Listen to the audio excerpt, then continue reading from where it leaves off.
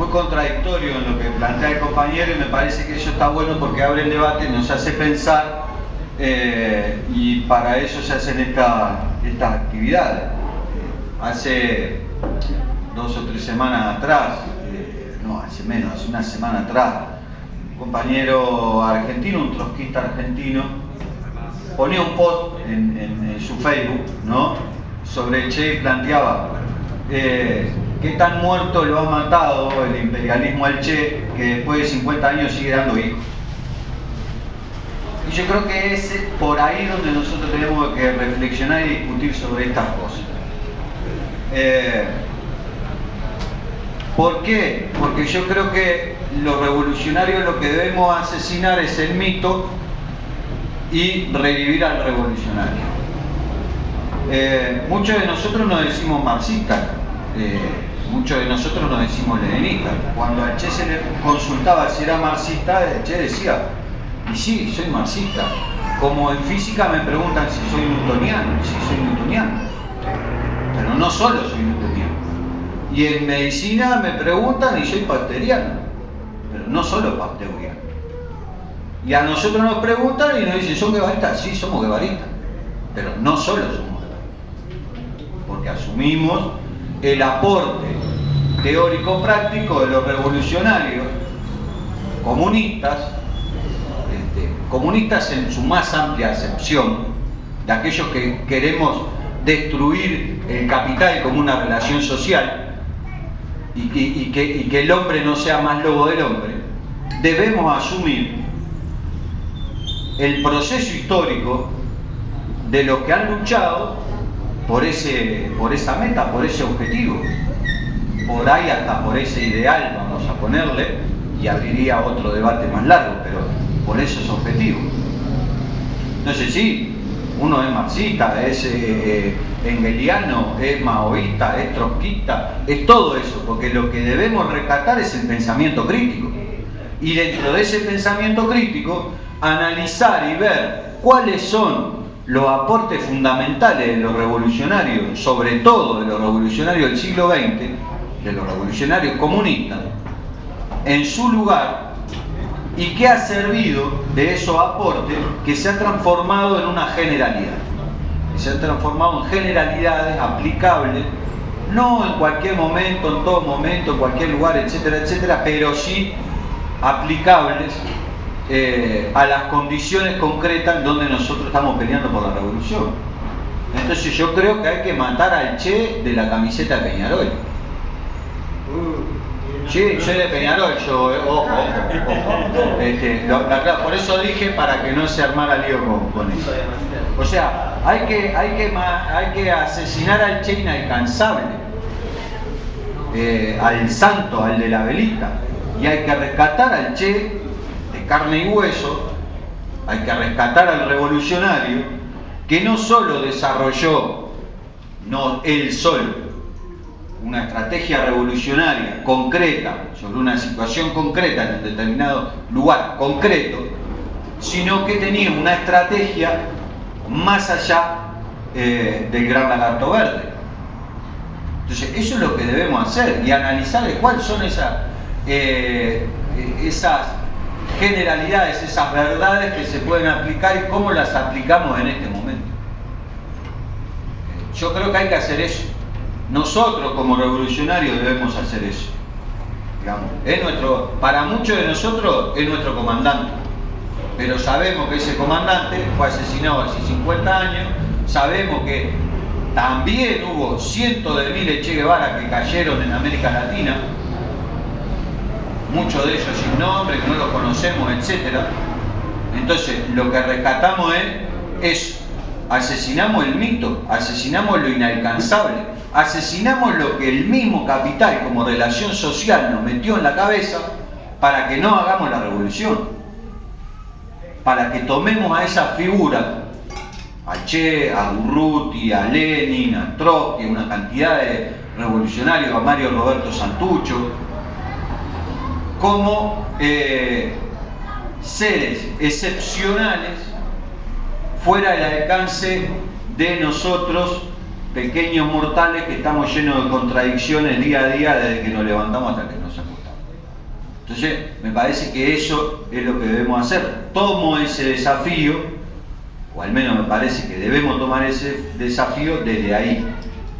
¿Qué asesinamos y qué revivimos? Gracias.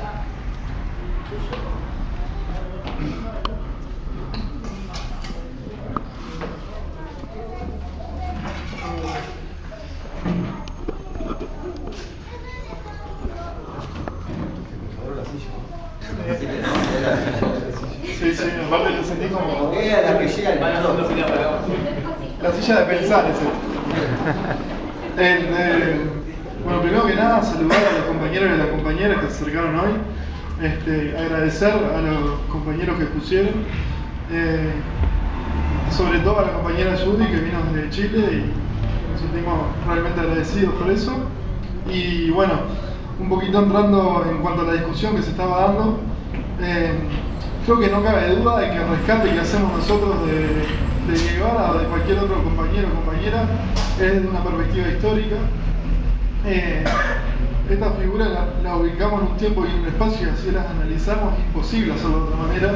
Es una caricaturización que solo puede hacer la derecha o un reformismo reaccionario, pero nosotros desde nuestro lugar no podemos hacerlo, no lo podemos permitir porque no nos sirve. No nos sirve ver una figura fuera de su momento porque no nos va a dar ninguna enseñanza. Y en realidad nosotros lo que buscamos son algunas pistas que nos permitan construir nuestro propio camino para llegar a ese gran objetivo que es la toma del poder. Por lo tanto estaríamos haciendo trampa al solitario, nos estaríamos haciendo trampas si nosotros evadimos eso. Primero que nada eso. Después con respecto a la pregunta un poco que tiraba Judy arriba de la mesa sobre qué lugar tendría que tener el feminismo en una estrategia revolucionaria, no lo tengo claro porque tampoco tengo claro la estrategia revolucionaria, ¿verdad? Pero en cuanto a interpelarnos sobre eso, me parece que no queda allá. No nos cabe duda de que tiene un lugar en una estrategia revolucionaria el movimiento feminista. No nos cabe duda que no podemos obviar ya eso, que tenemos que prestarle atención. No nos cabe duda de que nos interpela este movimiento feminista a la hora de construir acción revolucionaria. Y no nos cabe duda tampoco de que esta idea de que lo personal es político es perfectamente compatible con el guevarismo y con todas las ideas que nuestra corriente política viene trayendo desde ya hace muchos años. No nos parece algo contradictorio. Sino, como vos decís, algunas organizaciones políticas de nuestro campo de acción lo que tratan de hacer es potenciar este pensamiento, y esta es una herramienta que nos permitiría potenciar nuestra acción y nuestro alcance también. Entonces creo que bueno, en definitiva, para resumir toda la disertación, es como que tiene que ser histórico nuestro pensamiento, y también el feminismo tiene que tener un lugar importante, en eso no puede escaparse.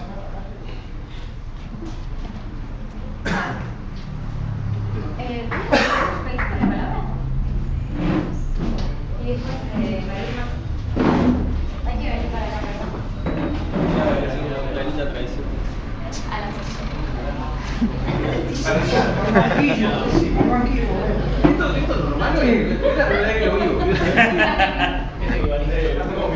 Abonando lo que mucho de lo planteó que se hicieron previamente,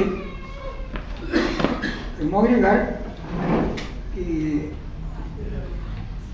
a lo largo de las discusiones sobre los méritos de tal o cual revolucionario, o cual teórico, si nos distraemos, poco a poco los más fieles y memoriosos neumotécnicos pasan a ser la vanguardia, ¿no? Es decir, los que se acuerdan mejor de todo lo que leyeron, Yo creo, compañeros, que en el caso del Che tenemos elementos concretos que tienen que ver con polémicas que se dan hoy día, los hechos. Primero, el tema económico clarísimo. En los años 60, el Che queda en minoría en el Comité Central, con respecto al tema de los 10 millones de toneladas de azúcar. Es decir, la alienación de la economía a la economía de Comecon de la Unión Soviética, ¿no? Él planteaba diversificar la economía, ¿no? Claro, enfrente tenía a una mayoría integrada entre otros por Blas Roca y Carlos Rafael Rodríguez, dos agentes rusos descarados, ¿no? Que ya venían de antes. Entonces vamos a traerlo a tierra eso. ¿Qué pasa en Venezuela? Se decía por parte de Chávez primero y después de Maduro de diversificar la economía, pero no se hacía. Y en aquella época, en los 60, la economía que los agentes rusos y los que los siguieron, el Comité Central, se dedicaron a producir 10 millones de toneladas de azúcar, ¿no?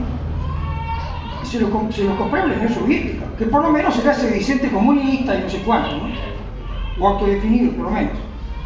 Pero ahora resulta que dependían nada menos que de Estados Unidos, el principal enemigo internacional.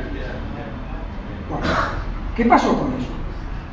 El nivel de vida de la población se fue a la mierda, ¿no?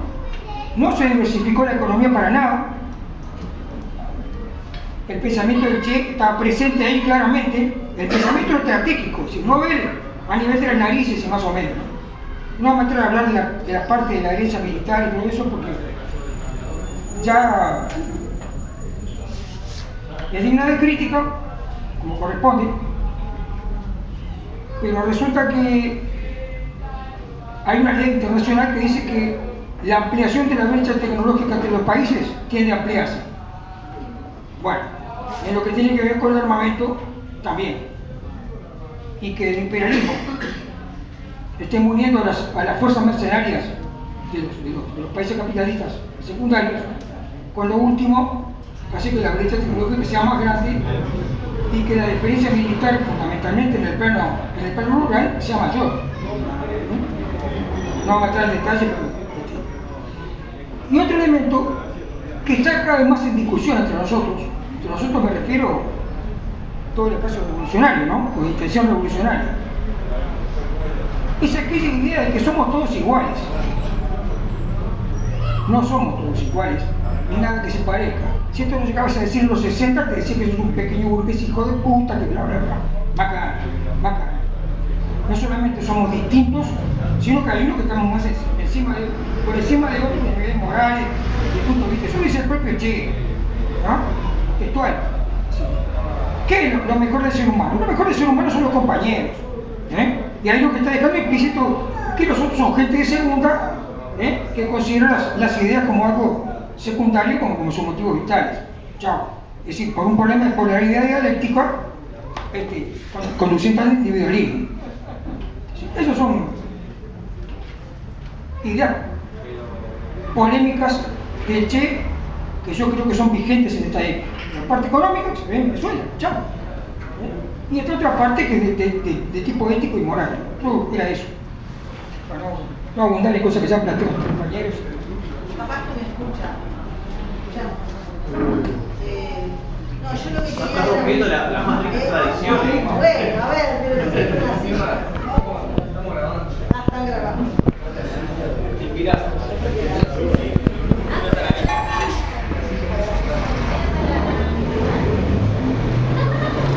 Bueno, en principio también agradecerle a los compañeros las exposiciones y algunas de las ideas que trajeron acá que me movieron bastante, cuestiones que había estado revisando, ¿no? La compañera Judith mencionaba a Lora, el teórico boliviano que ha escrito bastante sobre el tema de la unidad de los revolucionarios.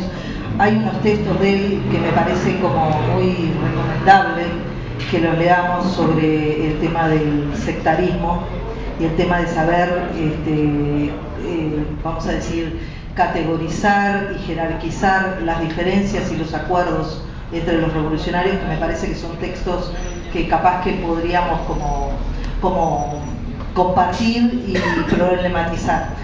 También la idea que traía Pablo sobre Mandel, ¿no? Y el Che, Yo tuve la oportunidad de conversar con el hermano de Sendik, que es un trotskista que hace muchos años que está en Francia y que pertenecía a la corriente mandelista, y él escribió un libro en el cual se refiere al Che y Mandel, porque hay una cantidad de elementos de la caracterización del imperialismo en esta etapa, y la discusión sobre cómo Lenin definía al imperialismo como la última fase del capitalismo, toda esa discusión que está planteada, porque yo creo que nosotros tendríamos, yo no sé, por lo menos yo lo siento como un debe al día de hoy, digo, como poner una profundización, redefinir en qué fase de ese imperialismo estamos.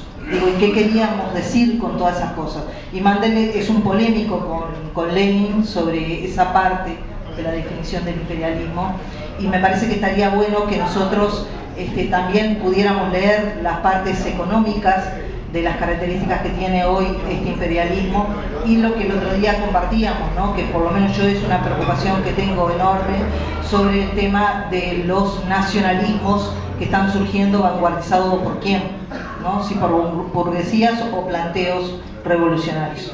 Y después, otra de las cosas que también quería plantear es, bueno, algunas preguntas. ¿Nosotros rescatamos para repetir? Yo creo que no.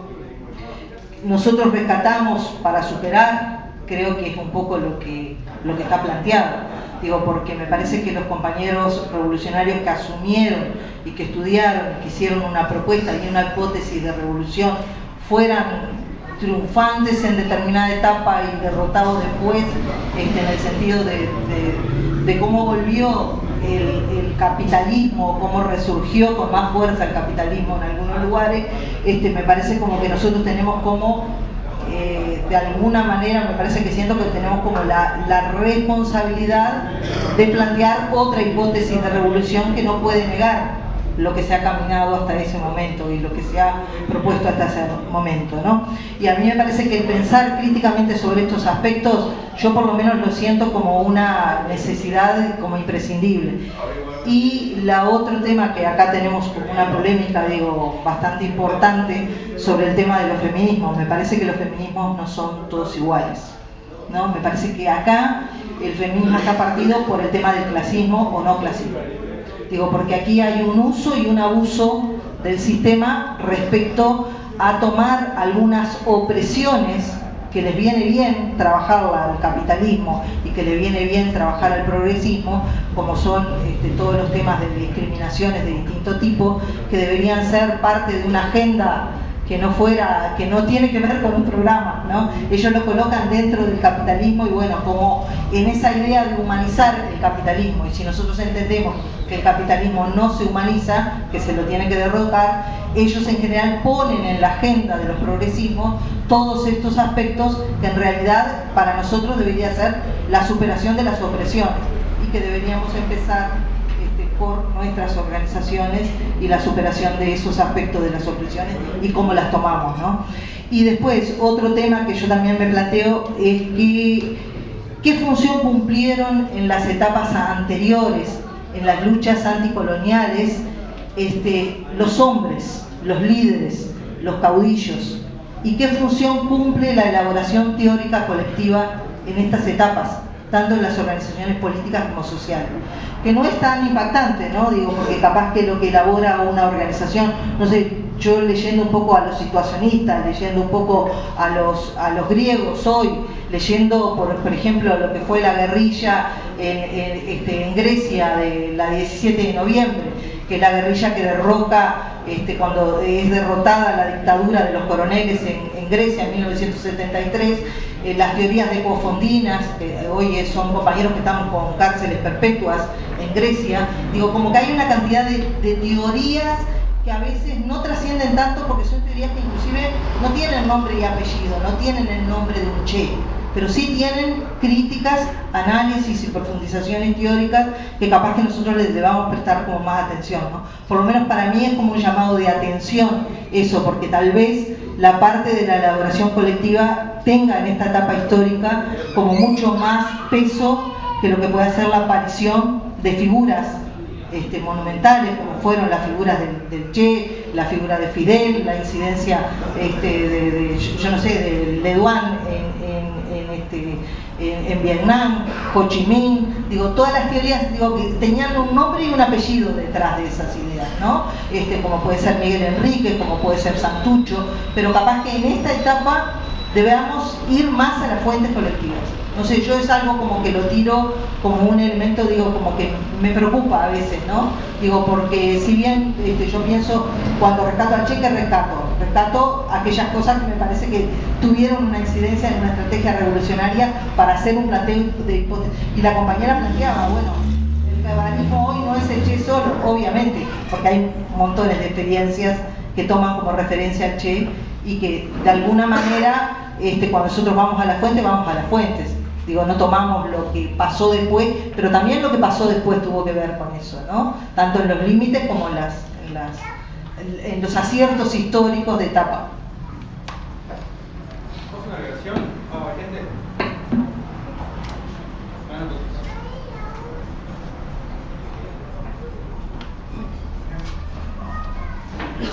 Discúlpeme, pero hice un esfuerzo y se me rompió el pantalón acá.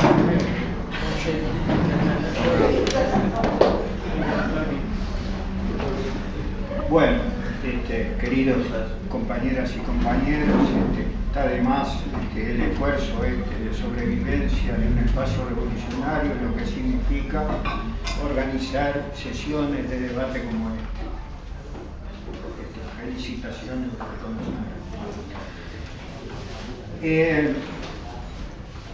Lo nuevo se engendra de lo viejo.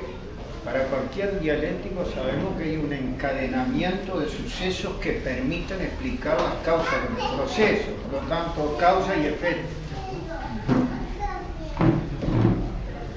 Si uno analiza, por ejemplo, el Estado y la Revolución de Lenin,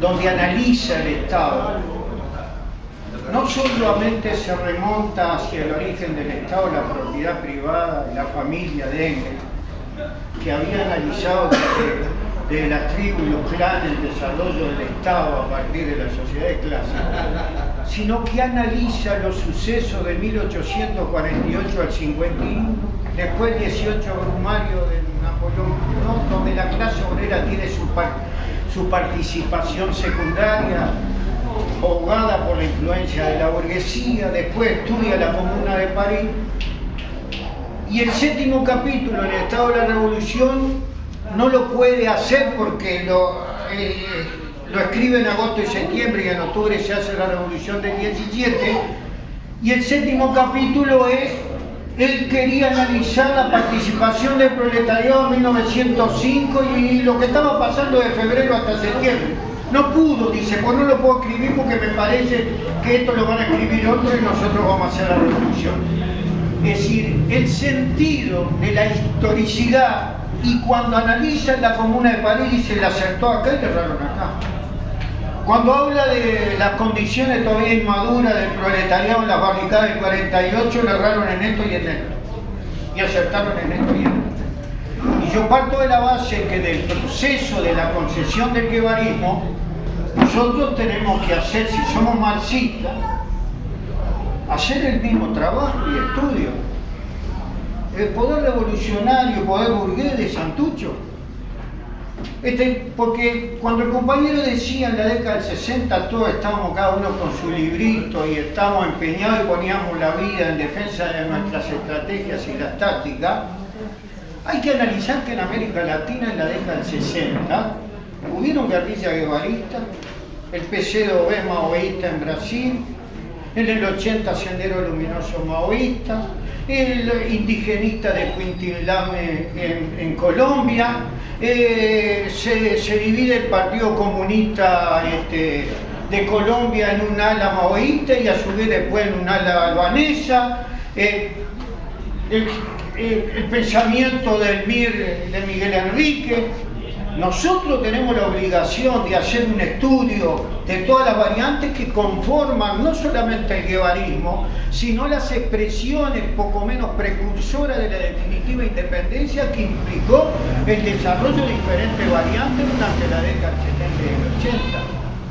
Y eso es la continuidad del fondo social de los que nos van aportando en los procesos históricos. Por lo tanto, cuando decimos el Che está más vivo que nunca, está en función de los aportes que hizo, lo mismo que el leninismo, el maoísmo y tantos otros integrantes de procesos revolucionarios.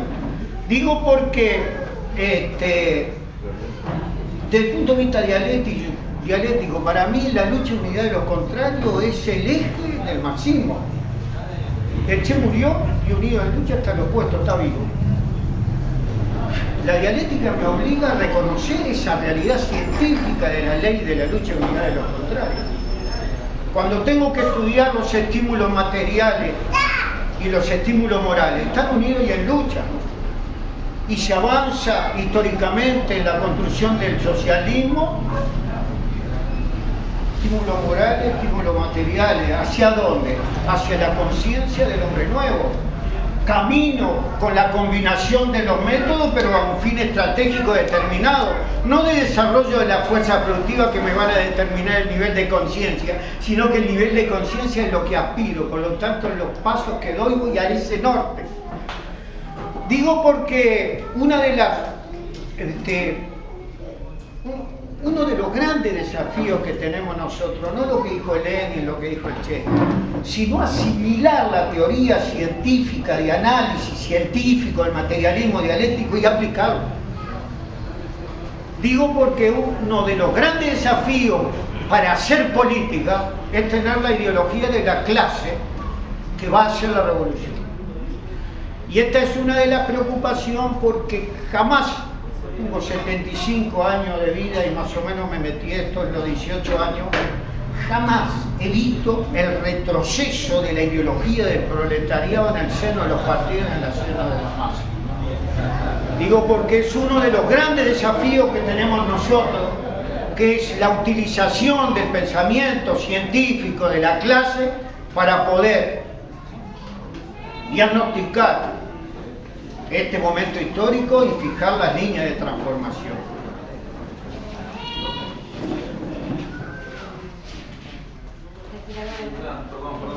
No sé si tenemos unas preguntas más y terminamos por acá. Yo quería decir que parte del cuarteto Vigiato va a abrir, vamos, Solo una aclaración respecto a la idea de matar al Che, que creo que generó polémica y era natural que genera polémica. Y de hecho por eso la coloqué. No es dejar de leer al Che.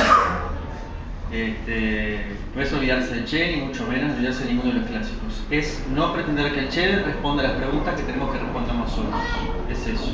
Porque el punto de partida de una estrategia no es una elaboración doctrinaria de hace 40 años, como el caso del Che. El punto de partida de una estrategia es la realidad misma. Es nuestra capacidad de conocer esa realidad para trazar líneas de acción. Yo lo que me pregunto, y por eso digo que hay que matar al Che, porque pienso que, o me pregunto, ¿no será que esto de ser guevaristas, de ser trotskistas, de ser maoístas, de tener como esa especie de sectarismo doctrinario a la hora de pensar la política del siglo XXI, no estará escondiendo un vacío que tenemos nosotros hoy en cuanto a la capacidad de delinear una estrategia para el socialismo del siglo XXI? Perdón que diga esa palabra. Socialismo del siglo XXI no me remito al chavismo, me remito a un socialismo de clase, de capital, etc.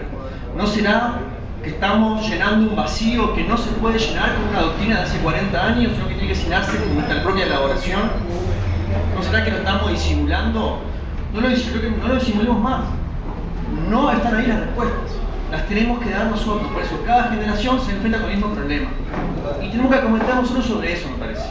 Por eso planteo, hay que matar al Che. Hay que matar a Lenin y hay que matar a todo revolucionario que no haya vivido en el tiempo. Te pregunto una cosa, ¿te puedo hacer una pregunta? No son los ismos, son los ismos. Es decir, el nombre de una persona terminada en ismo. Sí.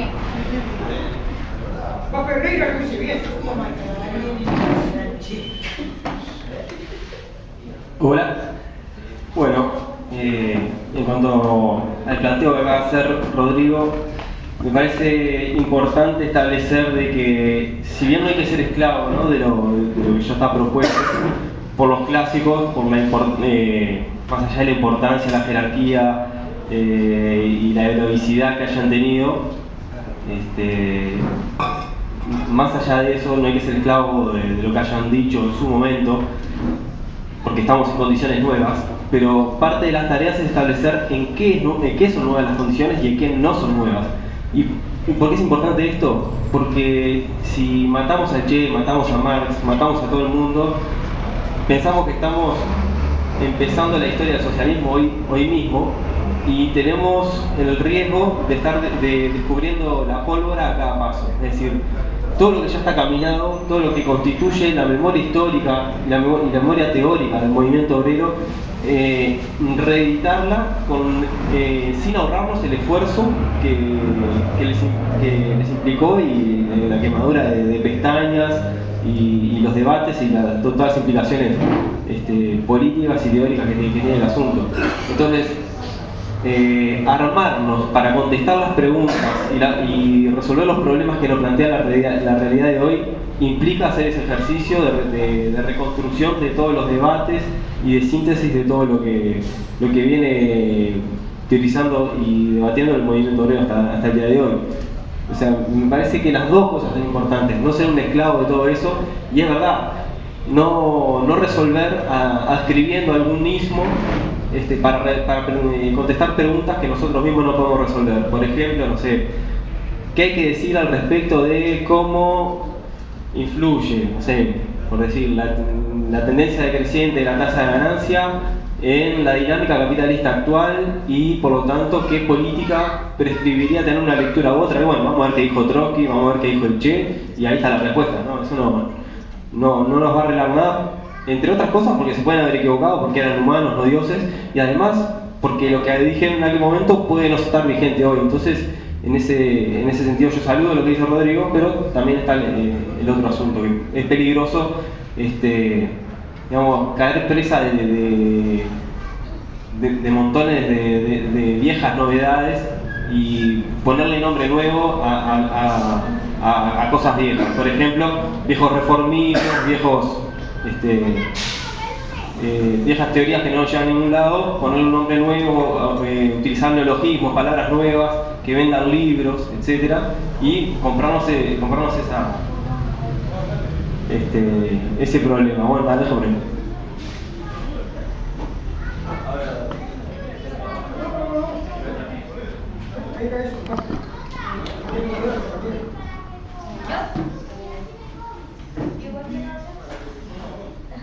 Y cerramos, ¿no?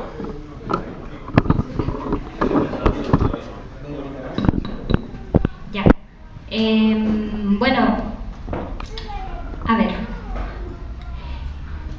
Primero, reivindicar dos elementos principales revolucionarios, dos principios revolucionarios, ¿no? Si se quiere. El primer elemento es que jamás un revolucionario o una revolucionaria puede perder o puede desviar la capacidad de crítica, de criticar el marxismo, de criticar a Marx, de criticar a Ernesto Guevara, de criticar todo lo viejo, digamos. Eso jamás se nos puede olvidar, digamos. Si no estamos jugando a hacer la revolución, no estamos siendo revolucionarios.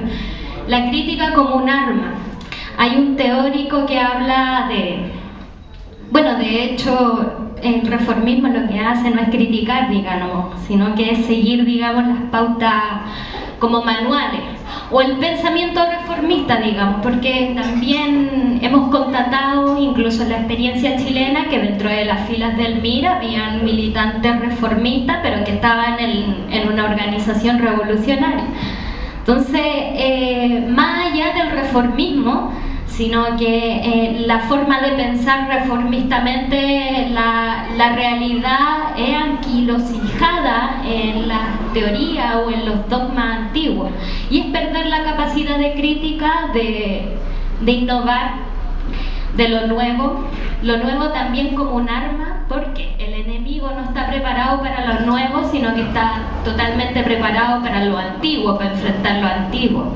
Lo nuevo, digamos, si se quiere, es una herramienta también de combate. Bueno, eso por una parte. Y lo otro, todo lo que nos sirva hoy día en la acumulación del pensamiento revolucionario y el socialismo como la única posibilidad, la vigencia del socialismo en el fondo y el único camino hoy día, el único camino para enfrentar las miserias reales que oprimen a nuestro pueblo. Es vigente el socialismo, es vigente el pensamiento revolucionario en la medida en que todavía vivimos bajo un sistema de miseria, en que todavía vivimos, digamos, las miserias de nuestro pueblo, las veíamos cotidianamente, la enajenación, el embrutecimiento de la racionalidad, el trato deshumano entre nuestro pueblo, la opresión que se ejerce a nivel de nuestro pueblo, digamos. No tiene que estar el enemigo ahí para que el pueblo mismo oprima a una parte de su pueblo, digamos que somos las mujeres, por ejemplo. El maltrato infantil no lo ejerce necesariamente la burguesía, el imperialismo también, pero también el pueblo lo ejerce. Y no hay que tener una idea romántica acerca de eso, sino que eso nos habla también de una miseria humana que no podemos tolerar nunca más, y la única solución posible hoy día es la revolución socialista. Es vigente el proyecto revolucionario, es vigente en cuanto haya miseria. Y esa vigencia recoge todo lo mejor que ha hecho la historia en cuanto a proyectos revolucionarios, en cuanto a combate de la miseria en todas sus formas, en todos sus niveles. Y en ese sentido es vigente. Y eso.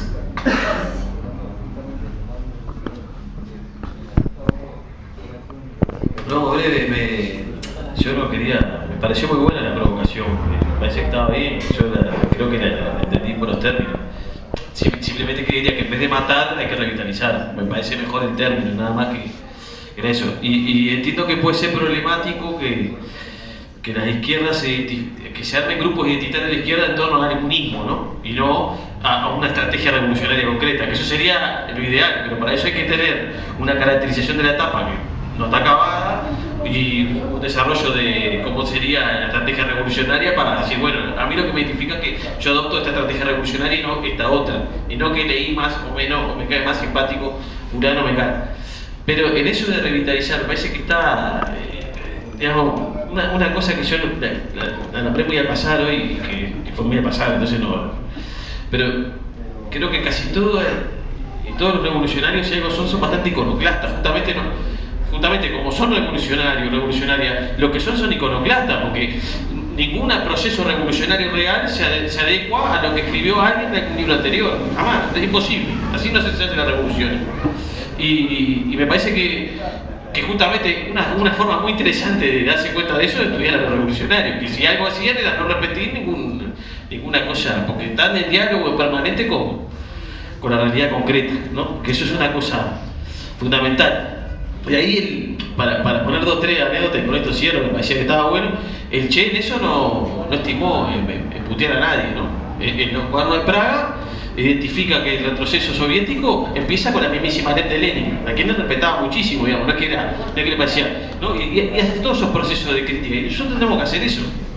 O sea, tomar ese legado, pero para hacerlo pelota, y para discutir la estrategia, la caracterización del hoy y la estrategia revolucionaria del hoy. Y después también con algunas cosas, ¿no? que venían como de manual, ¿no? Acá el manual soviético decía del partido revolucionario, la vanguardia, el proletariado, no sé qué, dice las pelotas, ¿no? No lo dice así, pero casi. Pero usa un término parecido a las pelotas, ¿no? Y dice, esto no pasó en Cuba, esto es una mentira, las revoluciones se hacen con lo que hace la revolución. Muy pragmático, ¿no? No hay toda una cosa predeterminada, ¿no? Entonces es un proceso histórico y un proceso abierto. Me parece que lo que justamente está bueno, o esa es mi breve lectura, en general lo que hacen las revoluciones, si algo no se adecuan a ningún ismo de forma esquemática y de manual. Y eso me parece que está bueno en la reflexión que vos traes, porque creo que es así. Y que muchas veces que nosotros nos identifiquemos con la elaboración de texto de alguna persona en concreto, da cuenta de que no tenemos una estrategia revolucionaria. También creo que es así. Pero que bueno, que es el desafío que nos toca. Pero justamente, cuando me refería a que no hay que matarlos, sino hay que revitalizarlos, me refería a eso, que son los grandes y revolucionarios en general son iconoclastas, y no hacen eso. No hacen lo que hacemos muchas veces nosotros, que es un poco lo que decía Alejandro, ¿no? El que tiene más memoria es el mejor, ¿no? El que se acuerda más de los textos de todo el Che es el mejor guevarista, el que se acuerda más de los textos de Marx, ¿no? Y más en el yo vengo de una tradición un poco más de... Yo era un gordito de 12, 13 años que escuchaba la Caribe y me dejaba el coso como Yeti Pietro, ¿no? Y vivía en las acacias y vino un loco de la FAU y me dio un texto de Bakunin. Y ahí empecé a conocer lo que era un poco la izquierda, ¿no? Y me cambió la vida, una casualidad, pero me cambió la vida. Y una de las cosas que veía mucho en otro marxismo, cuando había un poco más de fuerza, es que era muy escolástico, ¿no? Una cosa de la interpretación de las Sagradas Escrituras, ¿no? Y eso es un problema, digamos, general para cualquier revolucionario. Por eso yo citaba también, y lo hacía con el Chepe, y con esto cierro, cuando él va a los manuscritos del 44, no hace lo que hace Lukács, que empieza, y los discípulos de Lukács peor, ¿no? Porque los discípulos empiezan a pensar, hay una antropología en el marxismo, ¿no? Eso lo hace Marcus, ¿no? O Arne Heller, que empieza a preguntarse, ¿hay una teoría de las necesidades en Marx? Está buenísimo, yo soy fanático, de ahí me encanta, ojo, no estoy criticando. No, él está pensando, ¿qué puedo tomar este problema de la alienación y la transición socialista? Está haciendo una pregunta mucho más de carácter, no abstracto, sino teórica, pero para la lucha concreta. Entonces, esas cosas, eso es lo que me parece que hay que rescatar de general las revolucionarias. Y a eso yo me refería como... Eso no, yo no le llamaría matarlo porque me da un poquito de cosas. Le llamaría revitalizarlo, me parece que es más adecuado, ¿no? Ahí Pablo introdujo otra discusión, pero no nos vamos a meter porque ya es medio tarde. Con Lucas está peleando. Pero después lo hablamos. No, simplemente como tratar capaz de reafirmar este concepto que manejaba Rodrigo en la intervención y que manejaban los compañeros, que de repente sin otras circunstancias históricas lo que determinaba la distribución orgánica de los compañeros era en función de ismos correspondientes con esa época, digamos, que estaban en favor de la revolución por etapa, que estaban en favor de la revolución permanente, que estaban es decir, que eran cosas que se estaban jugando en una coyuntura. Digamos, no seamos herederos de fragmentaciones que son propias de otra coyuntura. Con eso creo que está bueno reafirmarlo, porque nosotros como una gran familia de izquierda que está de acuerdo con destruir las bases del Estado capitalista, del Estado burgués, podemos decir que tanto el marxismo como el anarquismo puedes firmar tranquilamente esa premisa y en pro de eso mirar para adelante y pensar que vamos a construir. Y además estamos todos como en una situación muy parecida, digamos, estamos bastante cercados políticamente, de modo que ninguna de nuestras acciones concretas tiene un peso significativo en la política nacional. Entonces no solamente tenemos como una mirada a largo plazo que va rumbeada para el mismo lado, sino que además partimos de una situación que es la misma, digamos. O sea, nadie que se plantee la transformación social en el Uruguay de hoy y se lo plantee seriamente y eduque a su militancia en eso, tiene a disposición cientos de miles de personas o decenas de miles de personas para hacer política. Entonces creo que el desafío de romper el cerco es un desafío común a toda la izquierda anticapitalista y de intención socialista. Y yo creo que desde ahí podemos empezar a pensar en cómo resolvemos la cuestión del poder, que era la base que planteó el Che para empezar a discutir.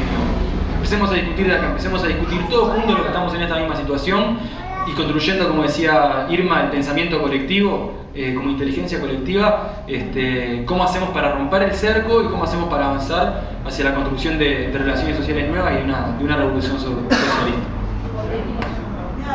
Perdóname, pero no podemos construir nada en tanto la mitad de la humanidad que somos las mujeres somos oprimidas y acá no se está reconociendo que el patriarcado es el socio principal del capitalismo. O sea, si te comes esa parte, estamos comiéndonos la mitad. Y lo que dice el compañero de Marta Lanche está hablando de la elaboración, de que hay que meter pienso en este momento histórico. Y que eso es lo fermentar. Nadie está diciendo el pensamiento. Sí, yo por ejemplo sigo a Fran Fanon, a nadie lo nombra, porque era negro, porque era movimentista, porque estuvo en Argelia y porque las mujeres del mundo hoy, las anticolonizadoras, lo están estudiando todas. Entonces, está pasando un montón de cosas en este mundo. Hay un montón de cosas que proponen que nosotros tendríamos que ver cómo las aplicamos en la práctica. Tipo, 100 Vietnam, eso es lo que habla la compañera de la continentalidad. Pero aplicado con nuestra creatividad y con nuestro cómo lo hicimos, cómo va a ser en cada lugar. Hay que ser creativos, y lo que estaba diciendo ahí el compañero era apelando a la creatividad. Capaz que cada uno lo dice de manera diferente. Yo no me voy a poner a discrepar acá con todo el mundo.